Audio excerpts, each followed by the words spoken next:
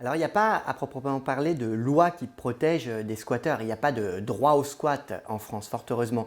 La seule chose, c'est qu'on ne peut pas évacuer un squatteur soi-même.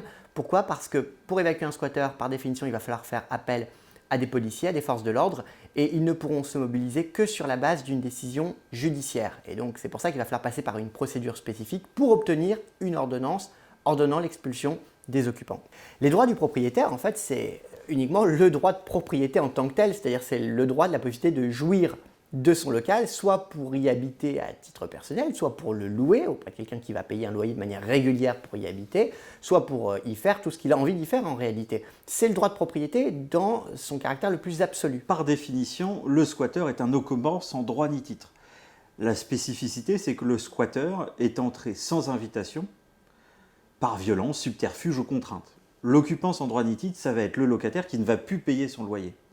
Le squatteur, c'est la personne qui est rentrée avec violence et qui ne paye pas de loyer. C'est ça, et ça fait la différence majeure parce que le droit est plus protecteur s'agissant des personnes qui sont entrées dans les lieux de manière légale.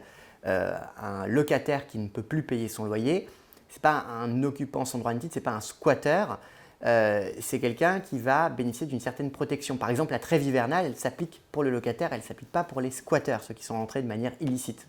Alors la première étape quand on veut expulser un squatteur, ça va être de faire diligenter un constat d'huissier, parce qu'il va falloir apporter la preuve qu'il y a des personnes qui occupent illégalement le logement.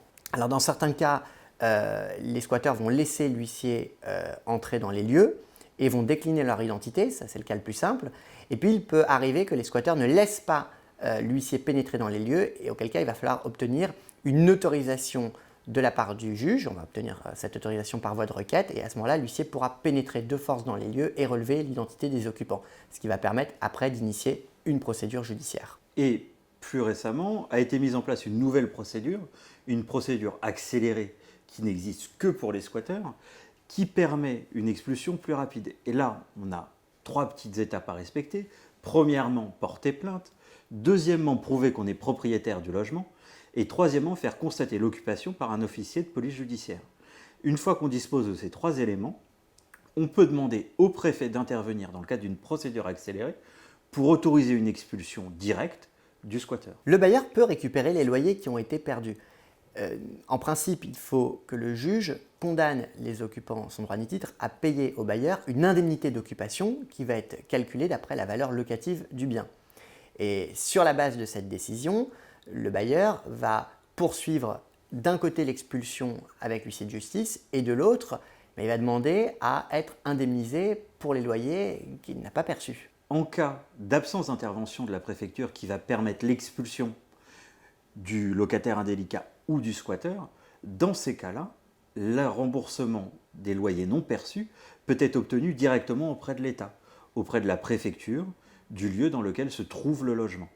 La demande et la démarche est très simple, il faut juste demander à la préfecture de payer les loyers non perçus en évaluant les sommes totales. C'est ça. Et l'idée, c'est que l'État a une responsabilité, c'est-à-dire que s'il n'exécute pas les décisions de l'autorité judiciaire et qui ne permet pas au bailleur de recouvrer ses droits, eh bien effectivement c'est l'État qui va indemniser directement le bailleur puisqu'il est d'une certaine manière défaillant dans ses missions. Notre mission en tant qu'avocat, c'est d'accompagner les bailleurs pour faire respecter leurs droits, à commencer par le droit de propriété, le droit de jouir de leurs biens.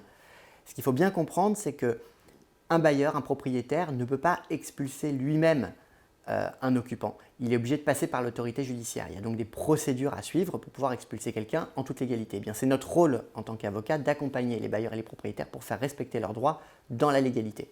Comme toute procédure judiciaire, si vous ne respectez pas certaines règles et certaines obligations, vous ne pourrez pas obtenir gain de cause. Et le rôle de l'avocat, c'est d'accompagner et d'assurer le respect de toutes ces règles pour en plus obtenir le plus rapidement possible gain de cause. Alors la durée de ces procédures, malheureusement, dépend un petit peu de l'encombrement des tribunaux concernés.